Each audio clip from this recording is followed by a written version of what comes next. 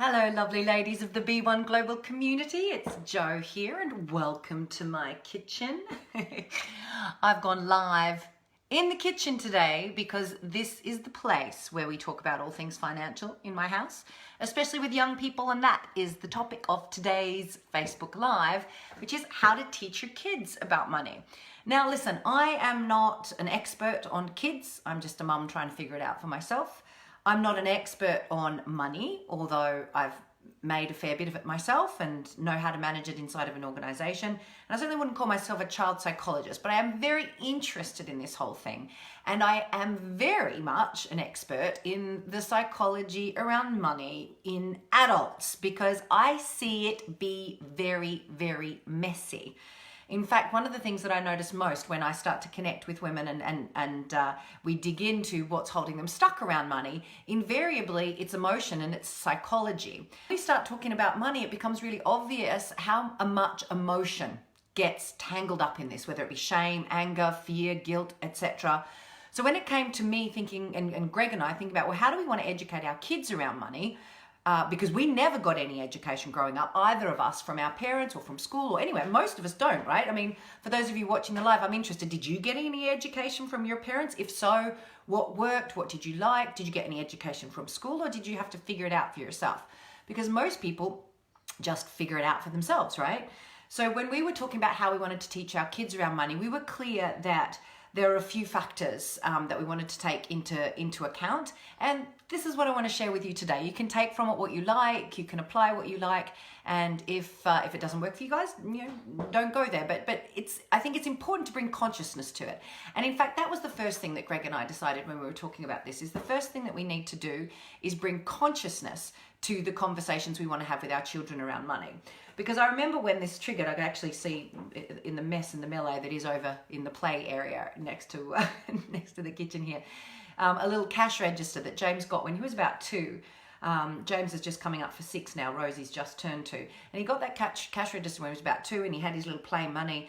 And I remember catching myself at one point going, oh, wow, look at you. You've got so much money. You're so rich. And I had all of this emotion around this little handful of coins. And I went, something about it just didn't feel right, bearing in mind how much crap I'd seen in adults inside of our rooms, people trying to heal their relationship to money or whatever it was.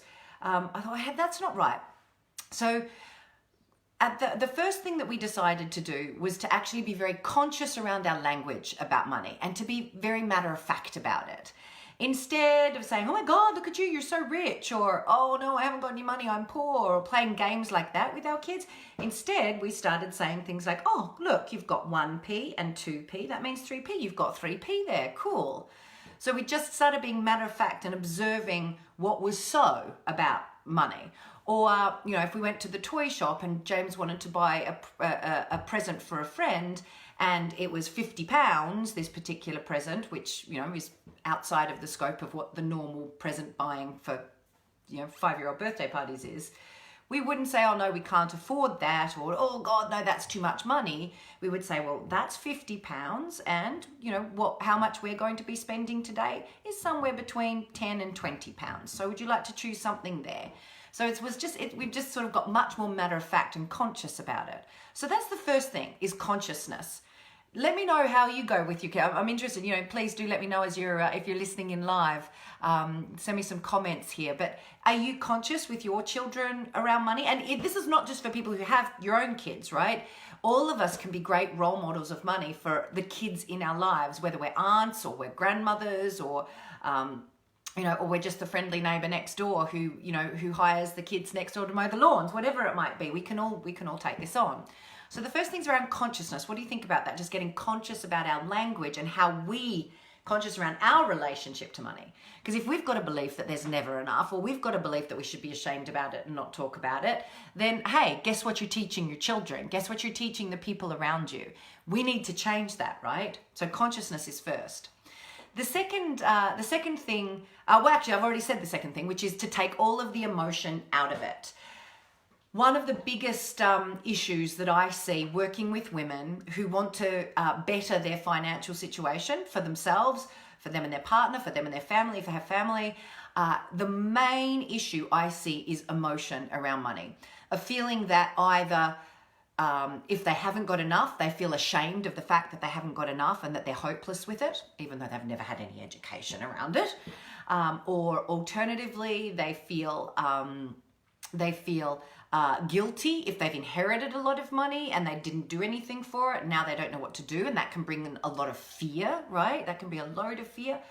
I mean, the typical kind of average melee of emotion around money in someone who hasn't looked at it or experiences money as a problem is some mess up of fear, resentment of people who've got more money than them, guilt because, you're hopeless with it, and shame, just general shame around the whole situation. We don't talk about it, it's taboo. So I figure when we're teaching our children, there's two parts of this. There's two parts of this that I think are really important. And the first part of it is that we need to deal with our own emotional stuff around money. Wouldn't you agree? Like if you've got emotional stuff around money, it's just money. We should have no more emotional stuff around money than we should have around this pen. For those of you who've been sticking around my Facebook lives lately, you'll know that. This pen, it's a tool. We can use it for many, many different things, but it doesn't cause us to feel ecstatic joy. It doesn't cause us to feel anger, fear, resentment, or shame. It's just a pen.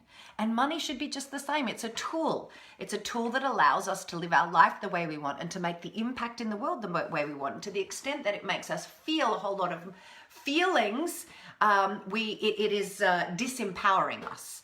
So first of all, we need to be an example for the children around us about normality. Is a lovely share there from Karen. As a non-parent, it's a good point there. The more everyone can get normal about money, the more normal money can be, right? So all of us have the opportunity to normalize relationship to money. So we need to take it out. We need to actually let go of it, or get conscious about how we feel about money and let go of it. That's one of the first things, well, not one of the first things actually, well, we do it about halfway through the day, but we have a look at what your emotions are around money at Wealth Insights up in London coming up. So do check that out if you know you've got some stuff. And then the second thing is to be conscious with your language and not pass that emotion on to children when you're talking about money. Just be matter of fact around it, as I said. So that's the second thing. The third thing that made a real difference was teaching James the rules of money. Now, when I'm teaching this to adults, we talk about the 7 prosperity principles. Again, these are things that we teach at Wealth Insights. So do come and join us if you have no idea what they are. But I have a kind of condensed version, which I shared with James. But the first thing was to make it exciting and interesting. So I didn't share it with him until he turned 5. And up until he turned 5, like in sort of the couple of months before he turned 5, I just picked 5 because that was when he was ready. He's pretty switched on and smart when it comes to maths and just like curious. You've got to read it for your kid or your niece or your whoever it is, when's right. But I just started saying, when you turn 5, you're going to be old enough to learn the secrets of money. So I did get excited about the secrets of money, right? Because I wanted him to be curious and excited and that he was going to be big enough. And then when he turned 5, the day after, he was like, right, Mum, what are these secrets of money? So I shared with him 3 things. So these are 3 of kind of just kidified versions of our prosperity principles, which really help. So the first one is about the make phase, how you earn money, right? And so I taught him the rule that you to earn money, you have to help people. So help, and this is true, right? We know that if you want money to flow to you, you need to add value to other people, right? That's the first step in the earn phase of money. If you're earning it, it needs to be through adding value, either to a client or to an employer. And if you are providing enough value for that person, then money will flow to you. So the first thing is, if you want to earn more money, you've got to help people. That was the first rule, not earn more money. To earn money, you need to help people. So money goes to those people who help the most people, was the first thing. The second thing the second rule that we taught him is that money goes to whoever takes the best care of it. And this speaks to the manage phase of money. And I believe this is true. Like if you don't budget and look after money, it flows away. If you don't take care of it, if you don't nurture it and nourish it and give it a job, it'll go, right? So we teach James that and I say James just because Rosie is still only 2, but she'll get it too. Money goes to those who take the most care of it. And it's really interesting how that shows up, because James will often find, 5p coins or 2p coins all around the house, and he'll say, "Oh, it doesn't look like anyone's taking care of this 2p coin, Mum. Is it yours, or can I take care of this?" And I'll always say, "Oh, I don't know whose it is. So you found it, you're going to take care of it, so you can have that." So again, it's just kind of reiterating that it goes to whoever takes the best care of it, right? How's this landing for you? First 2 rules there. The third rule that I taught him is that money likes to grow. And that if you put it in the right conditions, and the more we've been kind of refining these since I introduced them to him a bit over a year ago now, I've kind of changed how I'm talking about it a little bit just as I'm exploring it. So I'm sort of talking about it in these 3 terms more clearly these days. But that is that money likes to grow. We're also keen gardeners here in my house. So James knows that in order for a plant to grow, it's got to be in the right soil with the right nutrients, that it needs sunshine and it needs water. So I say with money, it's exactly the same. It's like a little seed. If you put it in the right environment, it will grow like Mother Nature grows seeds. You've just got to choose the right environment for it. So we talked about bank accounts, and then now he's starting to see, because he's now got his first little bank account, and he's starting to see the ridiculously low increase. So, well, how do I improve the conditions so that my money grows more quickly, Mum? Right? These are the sorts of conversations that we have, which is very, very cool. And the third thing, so that's the three basic rules I teach James. And then the fourth thing that we do is we teach about the jam jar system. Now, this jam jar system is the same thing, but a condensed version of what we teach. I'm going to grab James's jars so that you can see. We keep them over here. I don't know if you can still see me. We keep them up here on the shelf so that they're kind of like a visual reminder for him every day that he has these 3 jars. I'll bring them over and show you guys. And the little holding jar. So James gets his pocket money, and at the moment we have a very values-based chart. So at the end of every day, we review values, family values, things like everyone matters, and kindness, and helping people, and things like that. And we talk through how he thinks he did on that each day, and we give him some pocket money accordingly. And then the pocket money first goes in the holding jar. Now in here, you can see there's a few pounds and pennies in there. Then that holding jar, every so often, he divides it into 3, and a little bit goes into each of these jars. So a little bit goes in his fun jar. That's his fun jar. And his fun jar is to be spent on toys, fun, experiences, whatever crappy rubbish he wants, with no judgment from me. I don't ever try and influence what it is he wants to buy with that. I just help him to decide if he's stuck by asking good coaching questions. Then a third of it goes into his give jar. And you should have seen how excited he was when I went up to a Hunger Project gig recently to give me all the money from his give jar. He had about £11 in there, and he gave it to me, and he said, "Could you please? I'd like half of that to go to what was it? Half of it he wanted to go to Ghana, because there was a speaker there from Ghana, and half of it he wanted to go to the women in Bangladesh that I love to support, so which was really super cute. And then a third of it goes into his grow jar." And you can see there's comparatively less in the grow jar at the moment, because this has been to the bank recently to open his account. And this money goes into, well, this goes into a bank account. And I'm thinking phase 1 is to teach him that is for his future. Now, James is really captivated by business. He wants to start a business designing cars. In James's car that he's going to design, you will be, you won't even have to leave the car to go to the toilet. There's going to be a toilet right there underneath you. It's going to fly.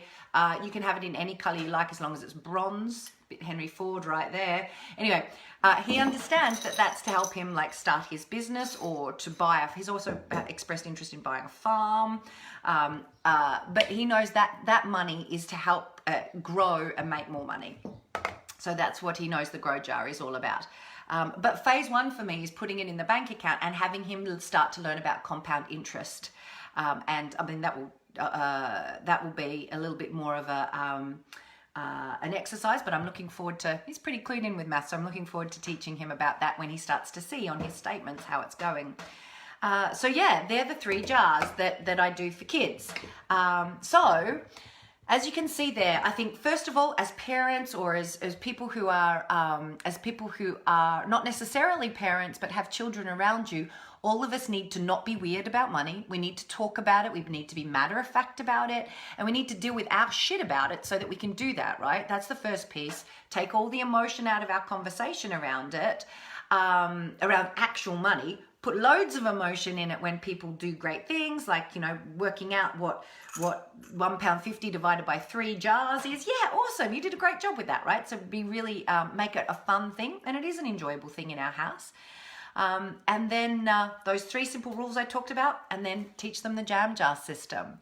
So what questions have you got about this? Let me see if what these lovely shares are that we've been having here. I can see Evelyn is saying, last week I pulled out the video talking about the 3 jam jars.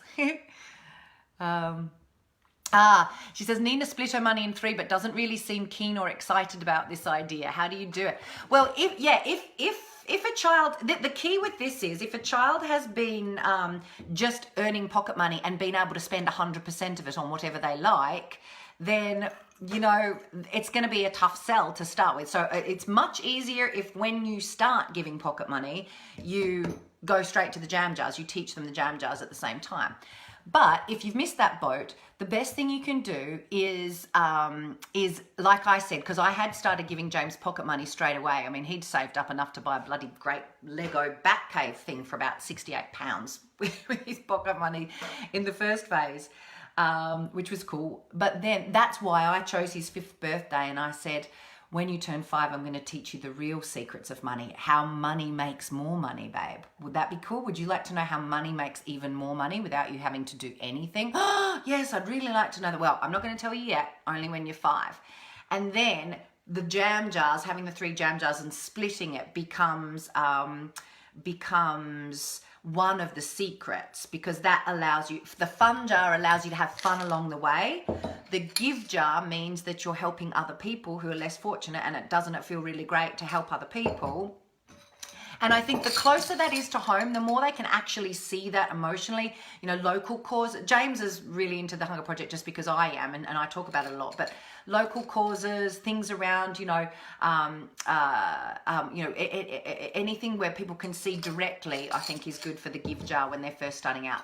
And then the grow jar, teaching them the secrets of that so that they will have money to do those things, whatever it is they feel excited to do, that, you know, that is in the realm of leveraged income, whether that might be starting a business or buying a house and renting it out. Like if you live in a rental property, you know, you can explain to them that someone owns this house and they make money by renting it. We pay to rent, or so you could buy a house and rent it to people to give them a home. That would be where that money would come from.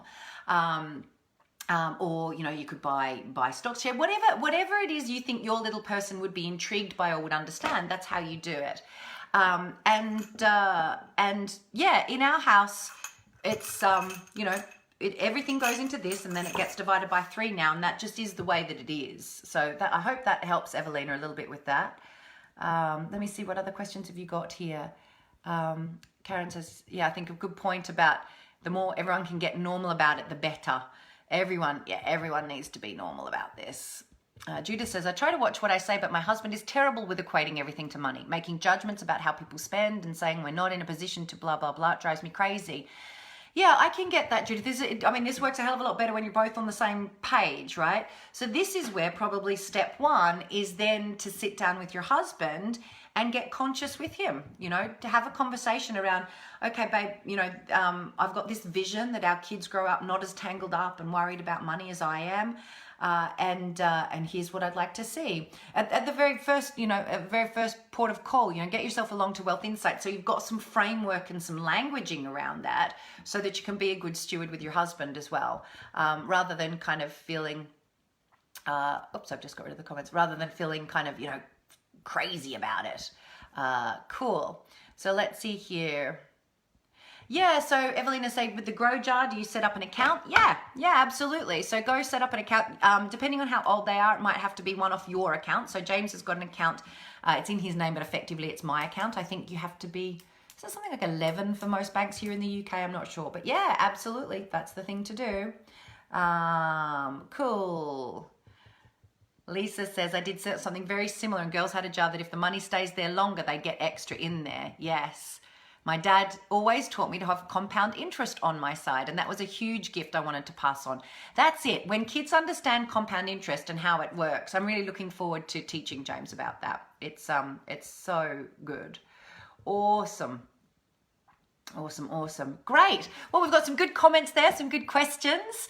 So if this is intriguing for you and you haven't looked at your own money stuff, or it's time to have a little refresher, we would love to invite you along to Wealth Insights up in London on either the 7th or the 8th of June this year. You can come on Friday afternoon from, I think it's 12:30 to 4:30 on Friday afternoon, or we're there from 9 a.m. until 1 p.m. on Saturday morning.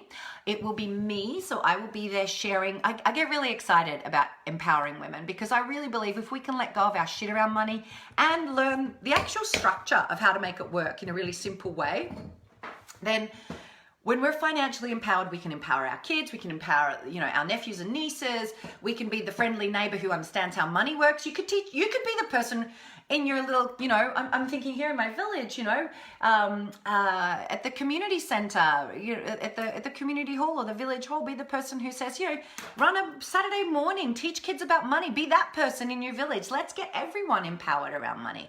It doesn't need to be a problem. It actually is a great tool for shaping our lives and the planet the way that we want it to. And if we want to be serious about this, we need to sort our shit out for ourselves and so that we can pass that on to the next generation, because we really have a huge opportunity here to make an impact. So I've put the link to Wealth Insights in the link here in the Facebook Live comments, in the actual post. It's oneofmany.co.uk/wealth-insights. I would love to see you there, and please do share it far and wide. If you have sisters, mothers, daughters, friends who could benefit from this, then we'd love to have them along too. But it's been lovely spending a little bit of the morning with you, enjoying my cup of coffee. And I look forward to hearing the comments for those of you watching it back later. Lots of love. See you guys.